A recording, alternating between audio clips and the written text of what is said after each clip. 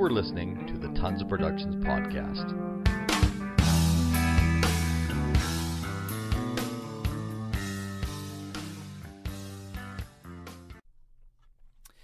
And we're rolling. Hello, ladies and gentlemen. Welcome to the Tons of Productions podcast. And I'm your host, Michael Parnell. I started this podcast because I had worked in the film industry for quite a few years. Over 10, actually. And I had met so many interesting people from all different walks of life and working in all different departments and really good at what they do. That's their job, and it really intrigued me. Now, it's been a couple years now. I got diagnosed with multiple sclerosis, a form of it called clinical isolated syndrome, which is exactly the same, but it's not as severe yet. It can develop into more severe, but that's besides the point. I'll talk about that later. Really, what it comes down to is I couldn't physically work on set anymore, and I'm a creative type. I'm a go-go person who can't stop working or doing stuff, and it would just kill me if I couldn't do something. And this is something that really inspired and intrigued me. I had met some really excellent people, and dynamic, wonderful, kind people, and I thought, they should get some recognition. They should, be interviewed, because to me, they're stars. They're not. It's not just the celebrities and actors. It's the people who run all departments and create that whole story to be just as perfect as it can be. And all of these people have fantastic experiences and stuff to share. Really interesting stuff. So I'm going to interview quite a few different people from different departments and people who deal with film as well, like casting people or agents or people on the fringe on the outside of the film industry. I also sit down and interview the people of the medical industry who deal with multiple sclerosis. Since my diagnosis, I am more interested, obviously, in it, and but I'm the layman. It's not like I'm a doctor, so I've had a neurologist and another doctor agree to sit down and talk with me about different things, so I can get to the bottom of it and I understand it a little better, and what helps as far as diet and all the different steps that you should take if you have this condition, or whether you should be tested for the condition. What are some telltale signs that leads a person to go down that road? Because I really found out by accident. I was misdiagnosed back in maybe 2004, before I got in the film industry, and they thought it was just vertigo, an inner ear problem. They said maybe Meniere's disease it's called, but it turned out to be different than that. Like, that was about 4 years, almost 4 years, where I had really severe vertigo and I couldn't drive anymore and I couldn't work. I was messed up, and it went away. And then as I worked in the film industry, it got better and better and better. And then I could drive again. I could ride a bike. I was back to normal, and I loved it. And it was like a newfound freedom, and I was back to my old self. And so I went headlong into film because I loved it so much. I worked a lot in different departments and loved every minute of it for years and years. And how it hit me again was, fast forward probably a good 5 or 6 years to the spring of 2016. I had gotten a new job because I had gotten married the year before to a beautiful woman, and I saw how the film industry had screwed up so many relationships. You work a lot of hours. You can work 15 to 18 hours a day, and you see each other on weekends, and then maybe you get a month off, once a year kind of thing. So it really messed up with a lot of relationships of friends of mine and people I've seen. And I didn't want to do that. I wanted to really concentrate and make this a priority, because I'd never had such a precious and wonderful thing in my life, and I had to pick one or the other, basically. So I picked her, and I picked that is my goal and my focus. So I got another job. I knew lots of people, especially working in the independent film industry. You get to know different people. They help you out. And I got a job doing basically a warehouse that supplied gear to locations when they filmed. When film companies would go to a location and set up, they need traffic cones and tables and tents and that kind of gear. So we would deliver it. This company would, and I became a delivery driver, and it became really fairly easy because I'd done, the film industry for quite a while and knew a lot of people, and I didn't mind it. And it was just a regular 8-hour job, and it wasn't the money I made before, but still, it gave me and afforded me the time to devote to my new loving wife, which I'm so grateful for. So while I was doing that, maybe 2 years went by, something like that, and it was the spring of 2016. I had another severe vertigo attack. This is to the point, the dizziness that hit me was like, if you've ever had nausea or been severely drunk where you have no equilibrium at all, seasickness, like, but 100 times. I've never experienced anything like it.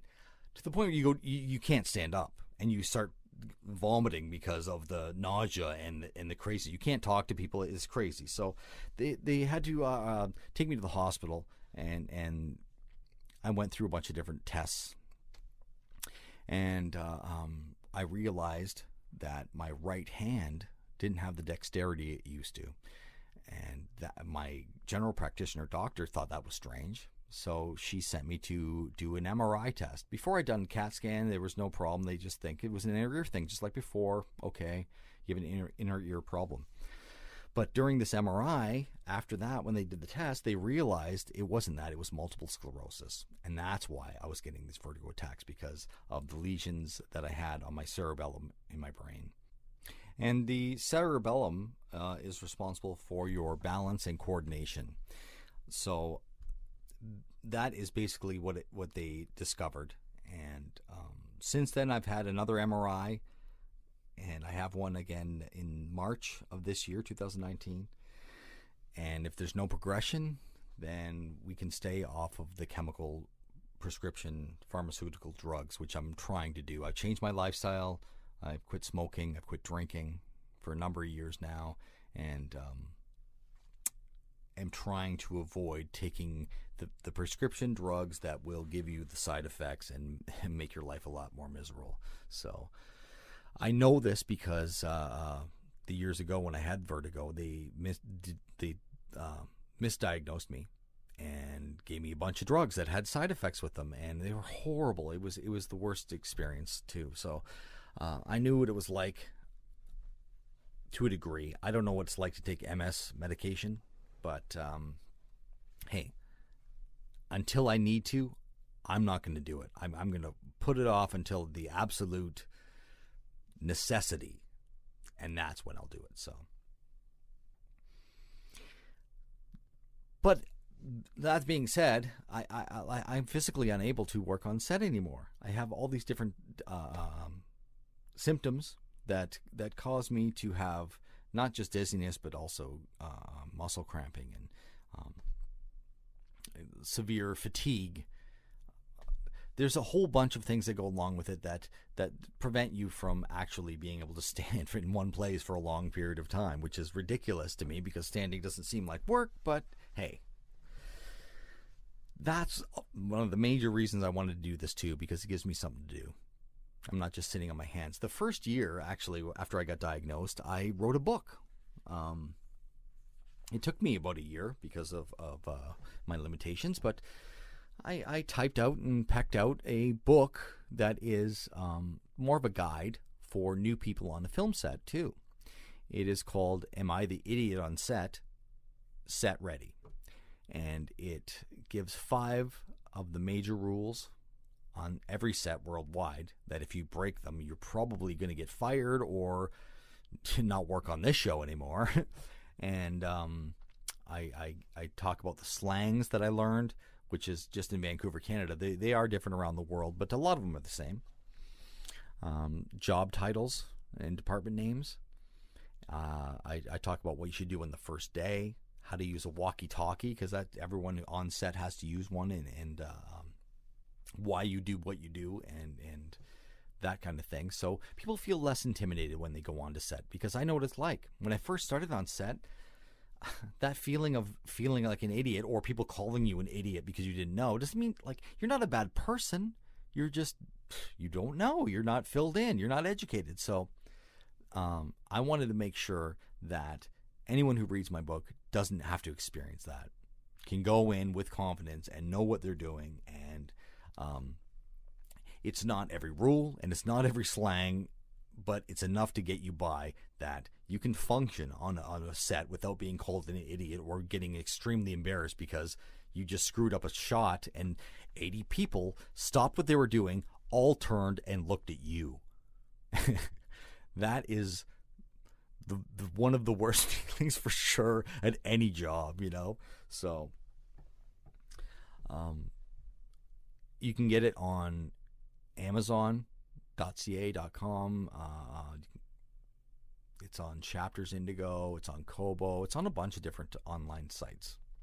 And the purchase of each book will donate $1 towards the Multiple Sclerosis Society of Canada.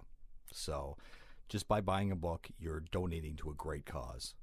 So if you know anybody who's new to the film industry and needs help and is apprehensive, this book will totally help them, and they'll be able to get through the day without any major problems. I'm pretty sure. And I'm really excited about it. I wish it existed when I first started in the film industry. Also, with each one of these shows, at the end, I'm going to have a segment that is for the independent film industry. I have created an email that is tonsofproductionspodcast@gmail.com. So that's tonsofproductionspodcast@gmail.com. And there, if you email there and you need someone for your independent project, you can ask me to announce it on the show. So say you need a gaffer, say you need a lighting person, a grip, you know, I need someone to do crafty, that kind of thing. You email in the dates and what you need and what they are going to be compensated with, whether it be $50 or it's free but you get a credit, or $100 or whatever. And then I can announce that on the thing, and then they can contact you by email. So it is tonsofproductionspodcast@gmail.com. And hopefully it helps with different independent projects that are happening around the Lower Mainland and in Vancouver. So thank you very much for listening. I know this one isn't very long, but I'm just explaining what I'm going to do and how this show is going to develop over time. The first interview I have next week is with a fellow named Kyle James Patrick, and he is an exceptional person who is not just the set dressing coordinator for a show called Siren, which is Disney, I believe, but he also does all kinds of different multimedia stuff. Like he's a photographer, a writer, and has done tons of his own independent filming. So he's very interesting, and I'm sure, just like me, you'll love to hear what he has to say about a lot of different things. He's a really cool character. And before I go, I want to say Happy New Year. Happy New Year to everyone. This is the beginning of 2019, and I love it. I had a really good holiday, and I hope you did too. For me, the holidays and New Year's and everything is a different story now because I don't drink, but and I find myself, I don't know, doing different things that I used to, but I still love it, and I hope everyone has a great new year, and I know this year is going to be filled with positive and fantastic events for all.